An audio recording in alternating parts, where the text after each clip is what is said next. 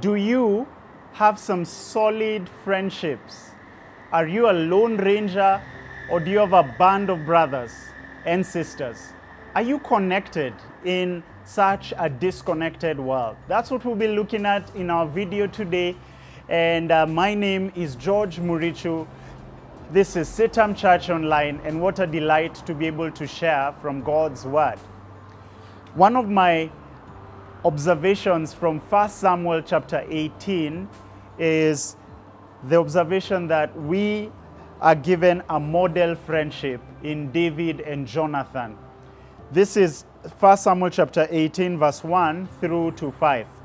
The Bible says that as soon as he had finished speaking to Saul, the soul of Jonathan was knit to the soul of David, and Jonathan loved him as his own soul. And Saul took him that day and would not let him return to his father's house. Then Jonathan made a covenant with David because he loved him as his own soul. And Jonathan stripped himself of the robe that was on him and gave it to David, and his armor, and even his sword, and his bow, and his belt.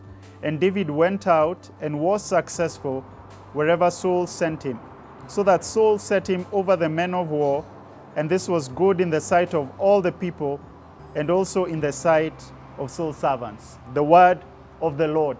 This is one of those places in Scripture where the theme of friendship shines very, very brightly. We're introduced to these two characters, David and Jonathan, as a pair and as friends. We are introduced to people who are connected one to another. And the level of connection is not superficial. It is deep.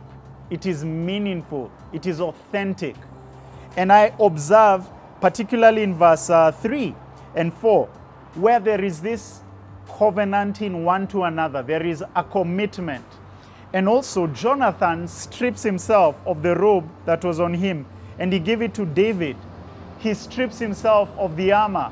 And why is this significant? Friends, consider with me Jonathan as a crown prince. He was king in waiting. His father Saul was on the throne. And after Saul, it was meant to be Jonathan. Jonathan was crown prince. But then 1 Samuel 17 records the story of this young man called David. And he kills Goliath. And the women are singing his praises. And the Facebook posts are all about David. The retweets on Twitter are all about David. And they're saying, David has killed his tens of thousands. Saul has killed 1,000. David is the person on the lips of all people. The YouTube videos are about David. The TikTok videos are about David. And then suddenly we are introduced to a change of scenery in chapter 18, where Jonathan, instead of looking at this person as a threat, as a competitor, as an obstacle to his ascendancy to the throne, Jonathan looks at this person as a friend, as a companion. And for the rest of the story, so far as we know, so far as we can see in the narrative, Jonathan is under the shadow of David. He's actually under the shadow of his father Saul and this towering figure called David. And he had every reason to be insecure. He had every reason not to connect with David. But Jonathan does the reverse.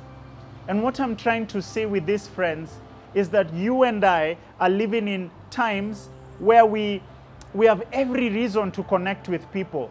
We're living in the digital age. We're living in the digital era.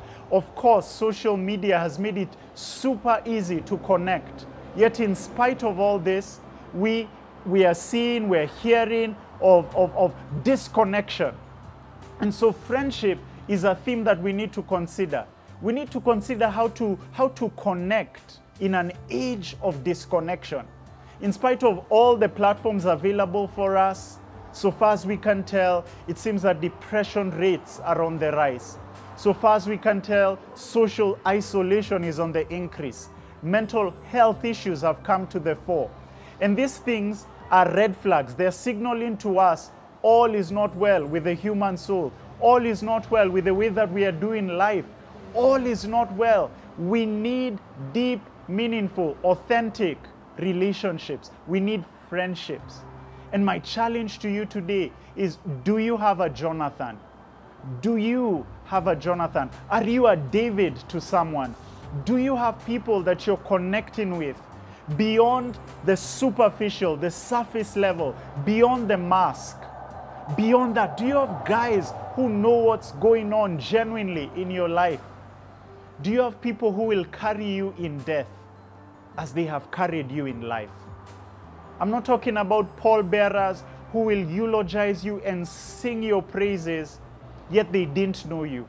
I'm talking about people who have taken off their armor.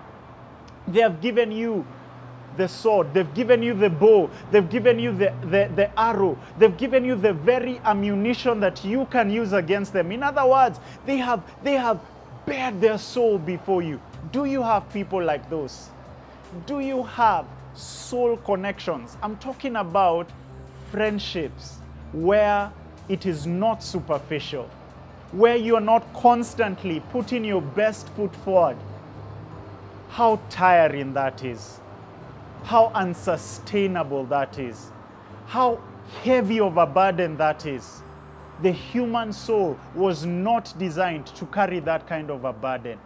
In fact, when I reflect on our Creator God, in whose image and likeness we are made, Genesis 1:26 through to 28, I realize that our Creator God is relational. He exists in a community. He exists in a circle of friendship, a fellowship called the Trinity, Father, Son, and Spirit. He doesn't exist in isolation. He is not a loner. He is not a lone ranger. And we are made in His image. We are made for relationships. That's why the aching, the cry of the human soul is to connect, and to connect at a real level. And so my challenge to you is a question. Do you have a Jonathan? Do you have a David? Do you have a band of brothers? Do you have a crew of sisters? Do you have friends? And we'll consider this more and more in our following videos. Thanks for watching CITAM Church Online. I'd love to hear your comments and engage with you around the theme of friendship. God bless.